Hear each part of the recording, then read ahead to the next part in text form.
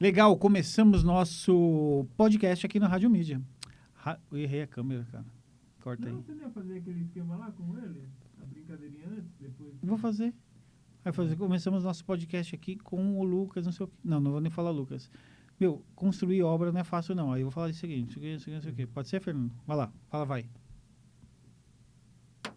Começamos nosso podcast aqui e hoje um tema muito legal. Falamos sobre obras. Se você participou de obra, ou teve obra na sua casa, ou a obra acabou com você, ou você acabou com a obra, ou o pedreiro acabou com você, ou o engenheiro causou na sua vida, ou o arquiteto está até hoje, a gente vai falar um pouquinho sobre isso. E obra não é fácil. Estamos com o Lucas aqui, daqui a pouco eu apresento ele. Gente, construir... Falei gente porque o Fernando está na cola aqui. Construir é um caos. Lucas, eu estou viajando ou parece que toda obra dá problema? André, primeiro, obrigado aí pela oportunidade, pelo convite. E Fernando também, né, que está aqui com a gente. Obra, o pessoal tem muito trauma, né? Eu acho que o pessoal tem esse trauma pela falta de gestão que a gente vê muito nas obras. Então, tanto as empreiteiras, construtoras, engenheiros não tem um nome que não vai te dar problema. O que vai resolver essa não dor de cabeça é você ter uma gestão completa. Tudo que começa sem planejamento, você não sabe para onde você vai. Se não tem direção, você vai para qualquer lugar. E aí é onde dá o problema. E é engraçado que a palavra gestão me dá frio na espinha, que parece que aumenta alguns dígitos, né? E não necessariamente. E aí a gente vai falar um pouquinho sobre isso, porque aquele medo, se tiver um engenheiro, se tiver um arquiteto, vai custar muito mais, eu vou chamar só o pedreiro, meu vizinho lá, que é bom. E aí o que isso dá problema e como é que funciona sobre isso. E a gente vai falar um pouquinho, não só disso, mas como muita coisa sobre obra.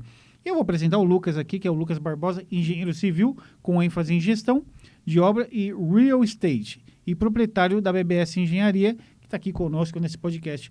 Lucão, seja muito bem-vindo. O Lucas é o nosso amigo, um cara sensacional, um grande engenheiro. E a gente vai falar disso. Vamos quebrar alguns paradigmas aqui e falar de várias coisas, né, Lucas? Então, me conta aí, por onde começar uma obra, cara? Como é que eu faço? Eu corro para o engenheiro, primeiro ter a ideia, como é que é, primeiro qual é o sonho eu levo para o engenheiro, o sonho eu levo para o arquiteto, o sonho eu levo para minha esposa antes que ela me mate, acho que é o mais seguro. Como é que é? Me conta aí. Olha, a obra começa no planejamento e na idealização. Primeiro, eu acredito que o cliente, né, a gente tem que saber o que você quer. Qual que é o seu sonho? Pode ser o seu sonho, pode ser um empreendimento, pode ser um comércio. Qual que é o objetivo? Eu gostaria de uma casa. Como que você gostaria dessa casa? Qual que é o tamanho?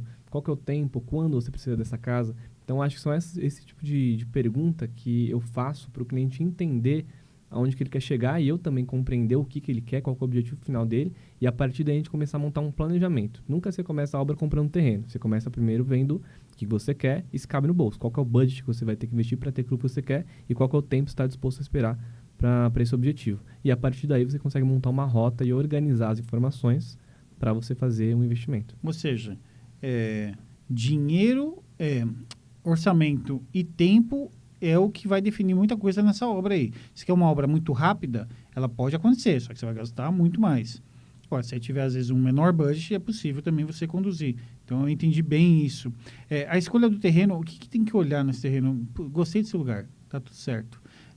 Só tem pedra no fundo, em cima da água, enfim, cara, como é que é isso? Porque a gente sabe que tem vários valores de terreno.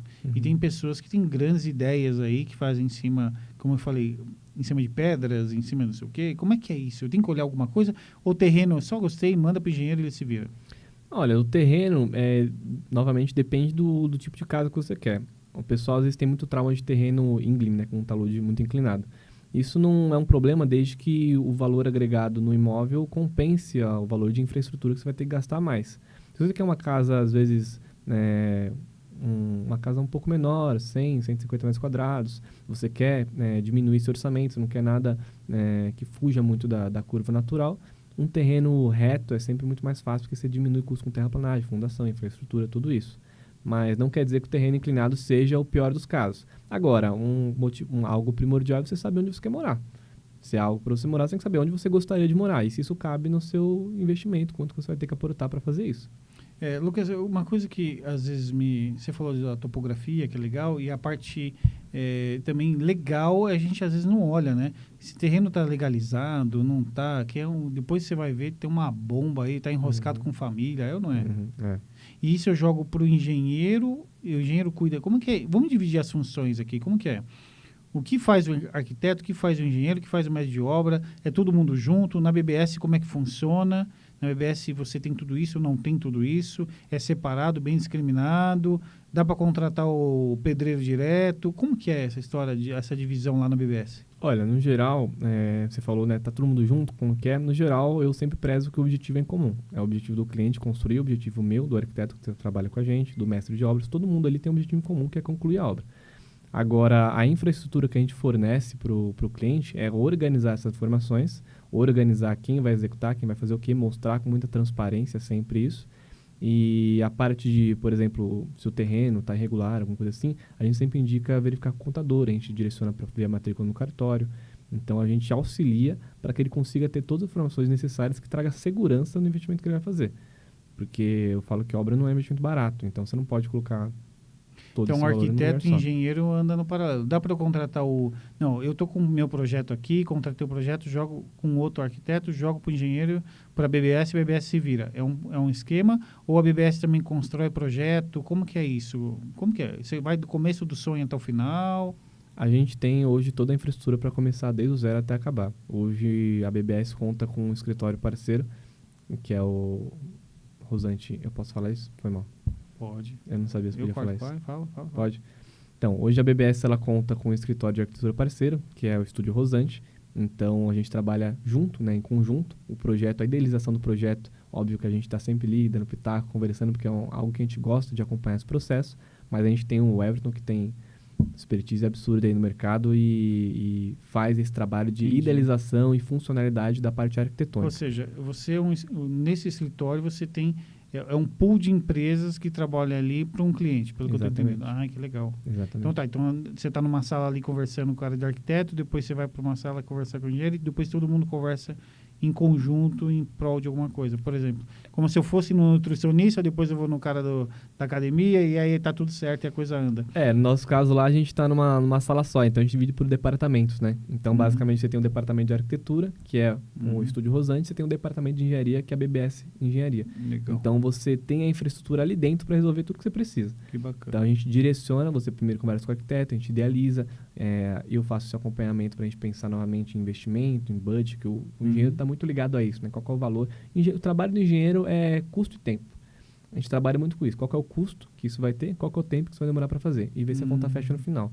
O arquiteto ele vai trabalhar pensando na funcionalidade, arquitetura, design, a parte mais idealista da coisa. E aí a gente se vira para conseguir deixar isso em pé com um valor que compensa. E aí, se a gente pensar num grande diferencial de vocês, a gente já conversou isso antes de começar o podcast, mas me conta o que seria o grande diferencial da BBS hoje. Esse acompanhamento, planejamento, o que é? Olha, eu acredito que é muito a infraestrutura... essa câmera aqui que é minha? Eu acredito que é muito a infraestrutura que a gente fornece e a qualidade do serviço. Hoje a gente tem um déficit muito grande de profissionais no mercado que é o famoso tocador de obra, né? O pessoal não tem uma gestão, realmente um planejamento, uma execução que tem um controle. É algo que é feito mais às coxas, né? Diria a expressão assim. Então, acho que essa qualidade, essa infraestrutura que a gente fornece traz tranquilidade, transparência no processo que para mim é primordial. Entendi. E com preço competitivo, né? Com certeza. Tem algumas dúvidas que acabam acontecendo, né? E as pessoas que nunca começaram uma obra dentro de casa e às vezes não tem noção do tamanho da bomba, né? Mas ela não precisa ser uma bomba, ela pode ser algo tranquilo, né? Se você tem uma empresa que resolva isso. Qual que é a melhor época do ano para construir? Existe isso, cara? Tem sim. Olha, hoje aqui na nossa região, né, a gente é de Atibaia, aqui a gente está falando aí de abril até meados de outubro, é a melhor época. Porque de novembro até março é um período muito chuvoso, então isso interrompe obras, isso é oneroso para o cliente, oneroso para a BBS Engenharia. Então, o melhor período é de abril até agosto. Claro que é de região em região, cada região tem um período de chuva. Então, chuva maior. É o que atrapalha. Depende do período da obra também. Tem alguma outra coisa que aconteça além de chuva? Que possa... Claro, fenômenos naturais. Chuva é complicado. Tá, chuva é complicado. Porque a chuva, todo engenheiro e toda construtora, a gente vai ter sempre um cronograma ali baseado na chuva. Então, sempre a gente está olhando a previsão do tempo, verificando qual vai ser a previsão da semana que vem, para organizar as atividades que podem ser executadas naquela semana. Se for um período chuvoso, a gente prefere que sejam utilizadas atividades internas. Tá. A casa está coberta, está pronto, não tem a chuva não vai interferir no trabalho, ok, não tem problema nenhum. Agora, se está construindo, fazendo a fundação, concretagem, executando algo do lado externo, aí a chuva acaba com a gente. Legal. Então, para comprar um terreno aí, pelo que eu estou entendendo, primeiro, vê se você quer morar naquele bairro, vê se você gosta daquele ambiente. Depois, se puder evitar um barranco, já é um começo para gastar menos. Pelo menos é o que a gente já entendeu aqui, a legalização e tal. Então, acho que para terreno a gente entendeu. Eu queria brincar um pouco com você sobre alguns mitos e verdades aí dentro da construção. Óbvio que eu joguei 2 aqui, mas você deve ter trilhões aí. Eu queria que você falasse desses vários que tem. Por exemplo, compro pronto ou não, né? É mais barato. Construir é mais barato, vai lá construir. Será que é ou não? Ou tem gente que fala o contrário. Aí tem lá, tijolo ecológico. Vai gastar menos. Agora tem o telhado não sei das quantas. E aí você fala, meu Deus, dá um frio na barriga. E aí você vai para os Estados Unidos, a parede, você dá um tapa, parece que vai cair, o banheiro é de plástico e está tudo certo, tudo funcionando. E lá eles arrumam a casa, montam a casa em 2 minutos, tal, e aqui é tudo diferente. É no tijolo, é pesado, demora, e um pedreiro que não vai. Meu, me fala uns mitos e verdades aí, vai, me ajuda.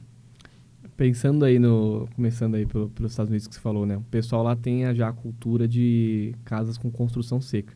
Essa casa, ela tem um custo menor para construir, para reformar. É sempre mais simples reformar algo que é mais, vou falar frágil, mas é mais fácil de lidar, de modificar.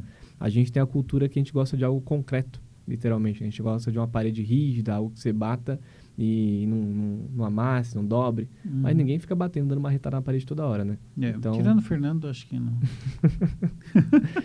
Agora, a questão de tijolo ecológico, como você falou. O tijolo ecológico, ele é realmente um sistema construtivo que tem um custo melhor se você for realmente um idealista e gostar do tijolo ecológico aparente. Por quê? O custo do metro quadrado da alvenaria com o tijolo ecológico, comparado com um tijolo comum ou com um bloco, ele é mais caro. Você recebe esse retorno do investimento quando você compara que você vai deixar o tijolo ecológico aparente. Porque aí você não tem reboco, não tem chapisco, não tem pintura, não tem vários outros processos que encarecem. Então, o metro quadrado original do tijolo, ele fica irrelevante dentro do custo total da construção. Ô, Lucas, e tem mais alguma coisa que geram dúvida? Assim, a gente já falou uma vez de ICF, constrói dessa forma, que é o isopor que a gente conhece, vai nessa linha, não vai... As pessoas morrem de medo. Me fala coisas que rolam assim no meio da construção que você fala, gente, pode ser, dá para fazer. Ou não dá para fazer, me conta aí. Depois a gente podia falar até de piscina. Faço piscina de alvenaria, não faço. Meu, e aí?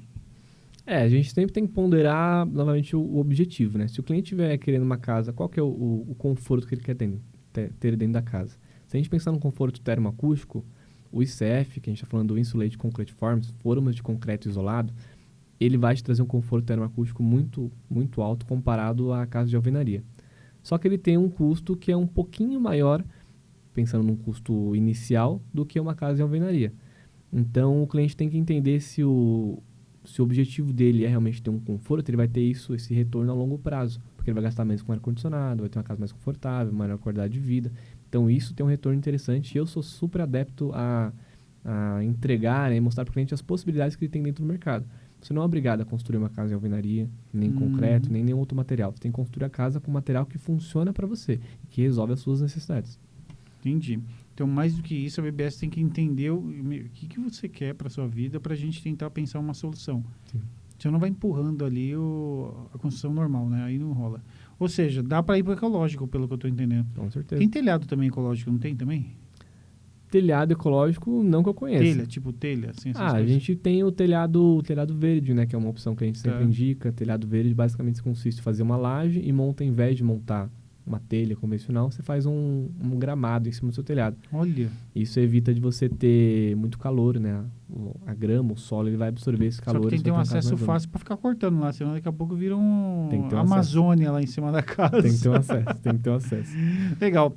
Cara, muito obrigado. Eu acho que foi muito construtivo, já para remeter aí ao podcast. Teremos grandes conversas no futuro. Foi muito legal. Acho que a gente iniciou aí com algumas dúvidas, tiramos dúvidas, minhas dúvidas, a sua dúvida. E a dúvida do Fernando, que não fala nada, que está lá do outro lado, mas morre de vontade de construir e vai começar a construir. Então é isso, Lucas. Muito obrigado e vamos voltar para o próximo podcast. Obrigado a vocês, pessoal. Valeu. Vamos para o próximo, Fê? Foi rápido, hein, gente? Ó, diretão. Foi rápido mesmo, 15 minutos. Diretão, meu. Aí sim. Deu Melhor. uma travadinha só, porque eu não sabia se eu podia falar que o estúdio, né? Não, com fica você, então. relógio que a gente troca lá. Agora, deixa eu te falar uma coisa. Já fala como